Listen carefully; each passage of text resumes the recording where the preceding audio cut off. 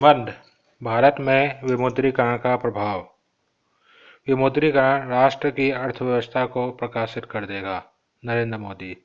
जब सरकार पुरानी मुद्रा को कानूनी तौर पर बंद कर देती है और नई मुद्रा लाने की घोषणा करती है तब इसे विमुद्रीकरण कहते हैं।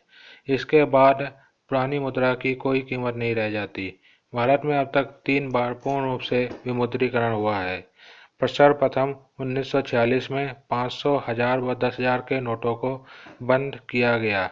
इसके बाद सन 1978 में मोरारजी देसाई की जनता पार्टी की सरकार ने 1000, 5000 व 10,000 के नोटों को बंद कर दिए गए।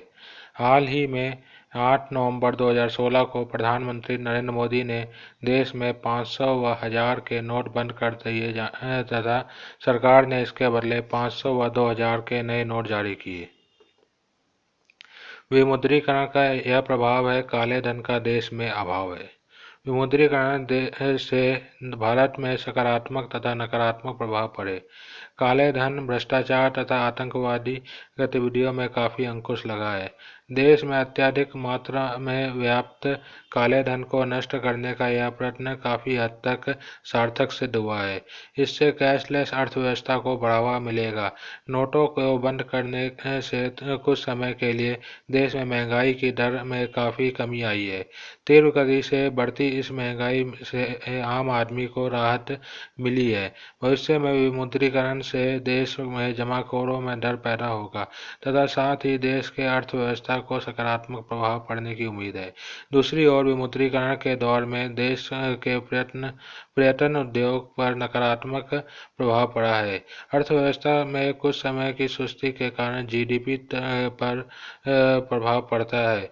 विश्व की चौथी सबसे बड़ी अर्थव्यवस्था तथा दूसरी बड़ी जनसंख्या होने के कारण यहाँ विमुद्रीकरण में आम जन को काफ़ी परेशानियों का सामना करना पड़ा है। उत्सव व शादी जैसे कार्यक्रमों के लिए लोगों को पैसे के लिए जूझना पड़ा तथा ग्रामीण क्षेत्रों में जागरूकता व निरक्षरता के कारण नोट बदलवाने हेतु काफ़ी समस्या देखने को मिली। अतः हम यह कह सकते हैं भारत जैसे देश में विमुद्रीकरण कुल मिलाकर सफल हुआ है। बस कुछ खामियों के कारण विपक्षियों द्वारा इसका विरोध किया गया। यदि देश में पेट्रोल पंप, अस्पताल, रेलवे आदि स्थानों पर कैशलेस इकोनॉमी को अनिवार्य रूप से लागू किया होता तो जहाँ से जमाखोरों द्वारा नोटों को बदला गया उससे पार पाया जा सकता था। अतः निष्कर्ष निकलता है कि विमुद्रीकरण किसी भी देश की अर्थव्यवस्था के लिए लंबे समय तक फायदा ही लेकर आता है। इसका कोई विशेष नकारात्मक प्रभाव नहीं पड़ता। साथ ही साथ यह राष्ट्र को अधिक सुदृढ़ता भी प्रदान करता है।